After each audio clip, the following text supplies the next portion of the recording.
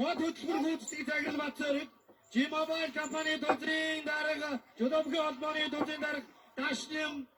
Америкийн нэгдсэн улсын элчин сайд Монгол цугайлч